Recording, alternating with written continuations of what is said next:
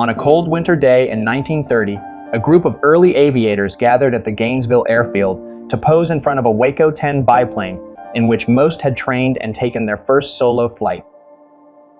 Among the group of men were Hugh Minor, along with his close friends Mose Matthews and the Bell brothers, Everett and Ernest, who were standing next to him. Dean Parks, who operated the Gainesville airfield, was also part of the group. Other known members of the group are Horace C.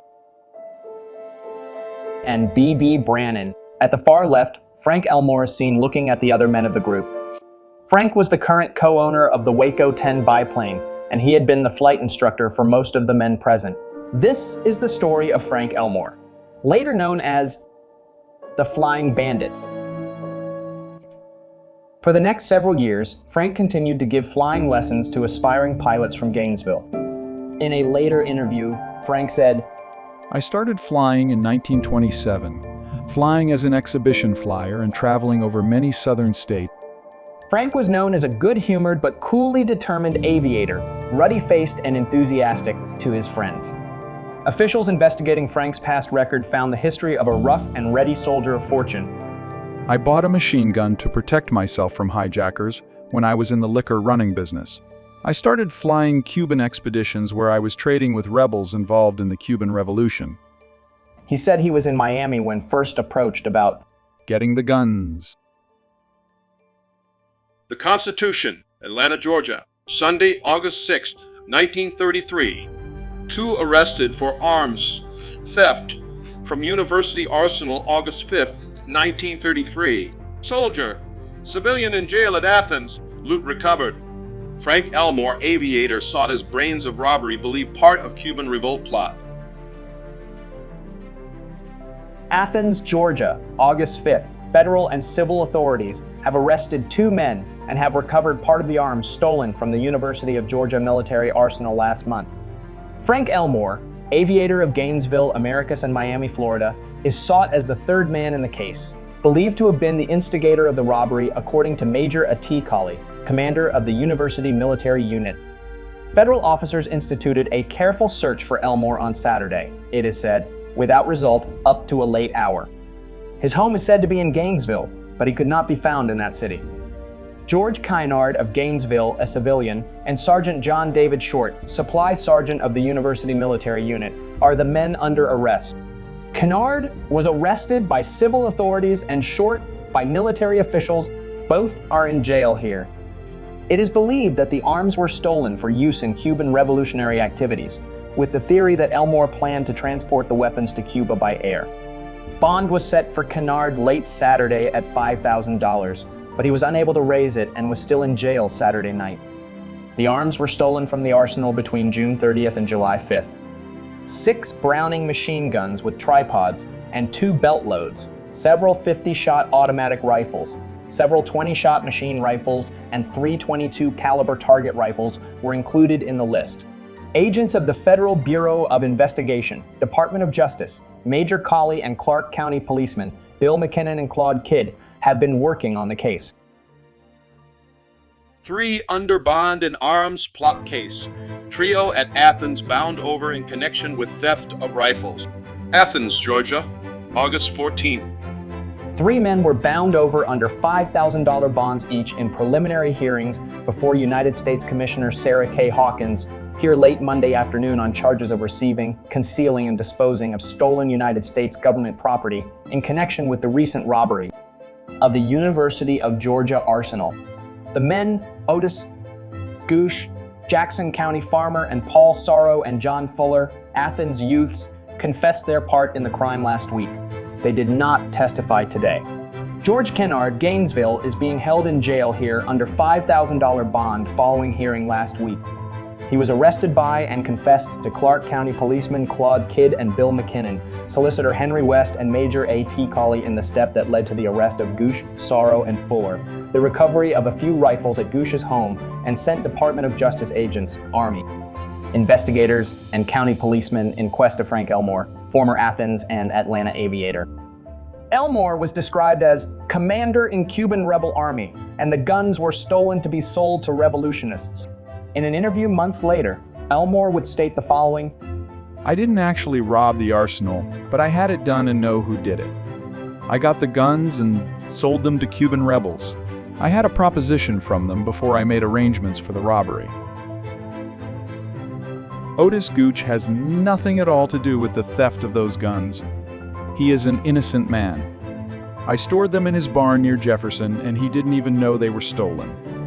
Paul Sorrow had nothing to do with the robbery and knew nothing of the stolen goods. He rode to Miami with me after the job had been pulled. During the later part of August, the search for Frank heated up as federal investigators followed Frank's trail. Frank became desperate to get away but needed more money.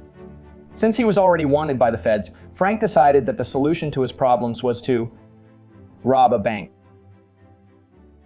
Early in the morning of the 31st of August, 1933, Frank pulled up in front of the Farmers and Merchants Bank of Bruton in a stolen Ford, put on some rubber gloves and walked in and told the assistant teller, Mr. Herndon, to Stick 'em up.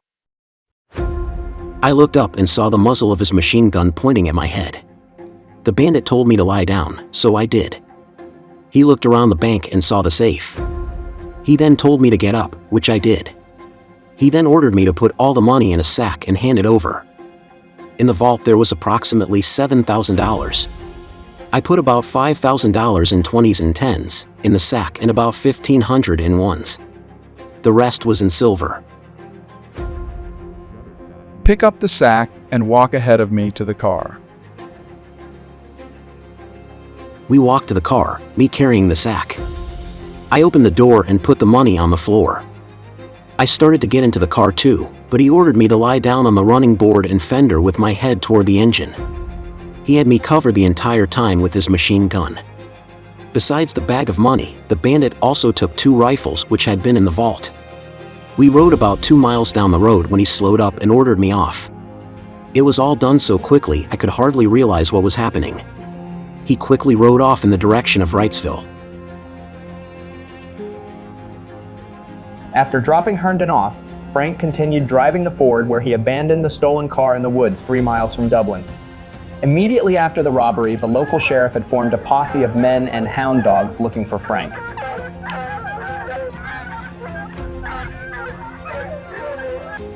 During the search, the sheriff discovered Frank's Buick parked in the woods with the key inside.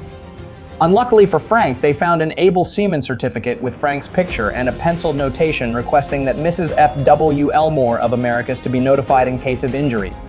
Officers took the key from the car and posted a guard over it.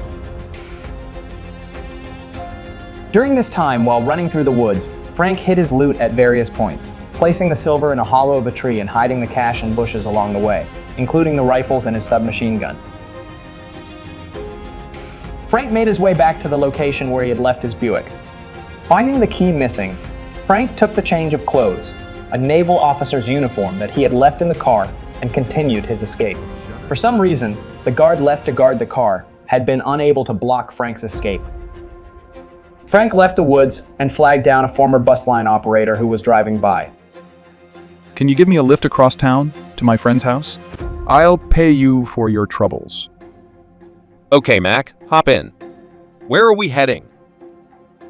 By this time, the local police officers had formed a roadblock 2 miles out of Dublin. As the car carrying Frank approached the roadblock, it stopped and the man driving got out and asked the sheriff, What is the problem, Sheriff?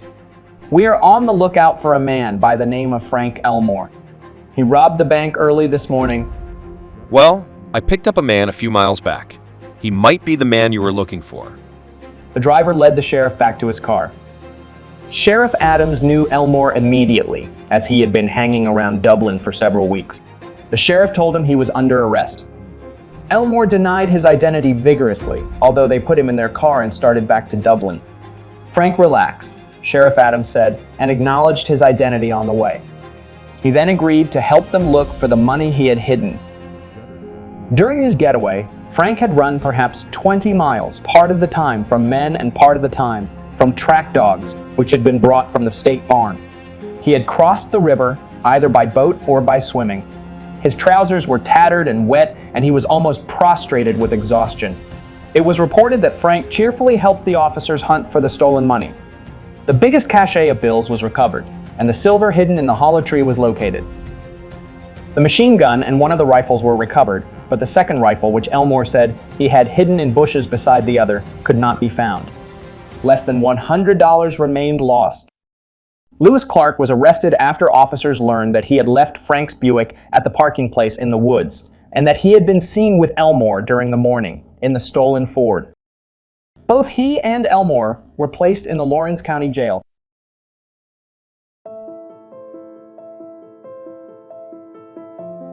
Speaking of the Bruton Bank robbery and his getaway, Elmore said he did it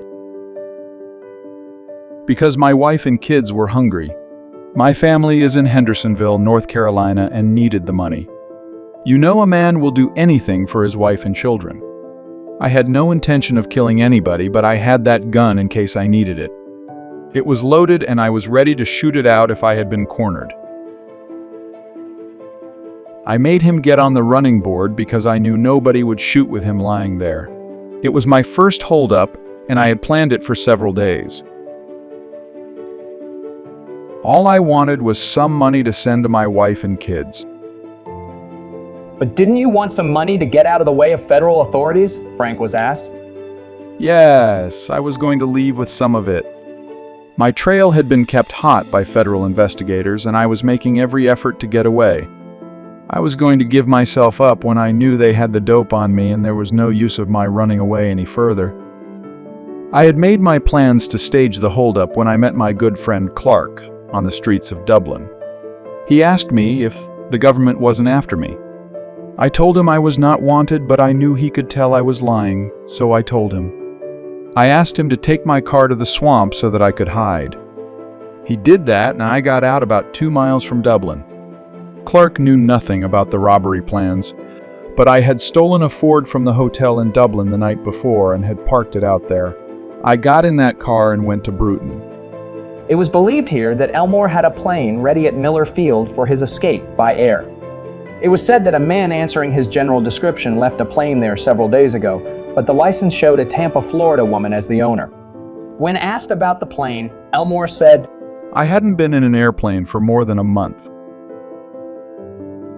Elmore said he gave Sheriff W. H. Adams of Lawrence County his submachine gun and declared it was not stolen property. I didn't have any use for it, so why shouldn't I give it away? The Atlanta Constitution, 3rd November 1933. 10 years in prison for Frank W. Elmore, Dublin, Georgia. Frank W. Elmore, a former aviator, was sentenced here today to serve 10 years in prison for the robbery of the Farmers and Merchants Bank at Bruton on August 20th. Lewis G. Clark, cashier of the bank, who was tried on a charge of being an accessory, also was convicted. But the jury recommended that he be punished for a misdemeanor. He was sentenced to serve 1 year or pay a fine of $100. Frank Elmore began serving his 10-year sentence in the Montgomery County Stockade. In the stockade, Frank found himself being shackled to fellow prisoners, working for the county in a chain gang, performing hard labor in the fields and roads of Georgia.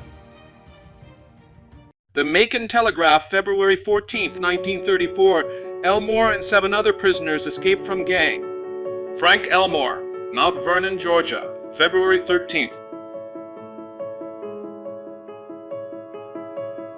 Officers today were on the lookout for 7 of 8 prisoners who escaped Sunday night from the Montgomery County Stockade.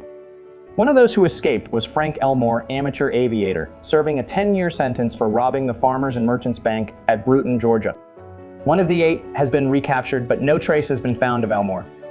The automobile used by Elmore in his getaway was reported as having been found abandoned in Swainsboro. Sheriff Birch of Montgomery County said the prisoners escaped about 10 o'clock Sunday night. Elmore, according to officers, fashioned a key out of a nail and opened the Negro quarters of the stockade. In some manner, he cut the shackles from his legs and led 6 Negroes and another white man to freedom. The white man was recaptured. The sheriff said Elmore went to the home of J.R. Dixon, half-mile from the stockade, and took the latter's car parked in front of his home. Frank's taste of freedom is short-lived, as he is recaptured 8 days later in South Carolina. Prison records show that Frank first escaped on February 12, 1934, and was recaptured on February 20, 1934. However, the following newspaper article contradicts the prison records and states the following. The Atlanta Constitution, June 28, 1934. Frank Elmore escapes from prison in Hall. Gainesville, Georgia, June 27, 1934, Frank Elmore, convicted in Lawrence County, November 2, 1933, in connection with a bank robbery, escaped from the Hall County chain gang yesterday and is still at large. This was the second escape of Elmore within the last 2 weeks. On June 7th, he escaped and was recaptured a week later in South Carolina. He was heavily shackled when he effected his last getaway. Hall County officers are putting on a diligent search for him. The prison records show that Frank's first escape was in February, not in June, and that his second escape was in June. In either case, Frank is once again free and on the run from the law. The Atlanta Constitution, October 18, 1934. Elmore caught near Asheville. Prisoner who escaped from Hall gang last June caught in cave. Asheville, North Carolina, October 17th. Frank Elmore, convicted bank robber and gun runner who escaped from a Georgia chain gang last June, was captured in the mountains near Bat Cave last night. Elmore was sentenced to 10 years for the robbery of a bank at Dublin, Georgia. He was also convicted of federal charges for the theft of guns from an arsenal at the University of Georgia. He was alleged to have smuggled the guns to Cuba during the anti-Waco Revolution. The federal sentence was suspended in view of the state sentence. Elmore effected escape from Hall last June, Gainesville, Georgia, October 17. Frank Elmore, reported captured in North Carolina, escaped from the Hall County chain gang last June 27th while heavily shackled. A diligent search was made for him at the time. The escape was his second in a month's time. On June 7th, he left prison but was captured shortly afterward in South Carolina. Elmore was sentenced to 10 years on the bank robbery charge in November 1933 and was given a 5-year term in federal court in Athens last June on charges of robbing the university arsenal. The Macon News, 3rd of November 1934. Elmore is sent to federal pen. Bank robber who confesses theft of guns at Athens is given 10-year term. Frank Welch Elmore, Gainesville, Georgia, aviator, gun runner, and bank robber, was sentenced today in U.S. District Court here to serve 10 years in the federal penitentiary in Atlanta. Elmore, sentenced in Lawrence County several months ago to serve 7 years for robbery of the Bank of Bruton, escaped from the chain gang but was recaptured by federal agents in North Carolina several days ago. News of his recapture did not become known until he was brought before Judge Bascom S. Deaver in federal court here today. The federal case against Elmore is based on theft of several machine guns from the ROTC Armory at the University of Georgia in Athens. Elmore admitted the crime and said he was stealing the guns to be sold to Cuban revolutionary factions. In federal court at Athens, he was sentenced in this case, but the term was made probationary because he was already serving the state sentence of 7 years for the bank robbery. Judge Deaver revoked probation. Elmore made the statement today, I would rather serve 10 years in the pen than a short term on the chain gang. Once I'm released from prison, I am going straight. It was reported here today that the uncompleted state sentence hanging over Elmore may be suspended. The last known information about Frank is in the 1940 United States federal census taken at Fulton County, U.S. Penitentiary. The record shows that Frank was given the inmate number 45399 and is now 37 years old and his marital status as single. The few records that could be found provided no indication as to whether Frank ever completed his prison sentence. The 1950 United States federal census made no mention of him, and there is no record of his death in the Social Security Death Index. The criminal past of Frank Elmore faded into obscurity, relegated to the back pages of old newspaper. Nonetheless, Frank's passion for flight lived on and grew into the Lee Gilmer Memorial Airport of Gainesville, Georgia. Many of the pilots that Frank instructed went on to serve their nation as civilian and military pilots in the coming World War. One of those pilots was my grandfather, Hugh Minor.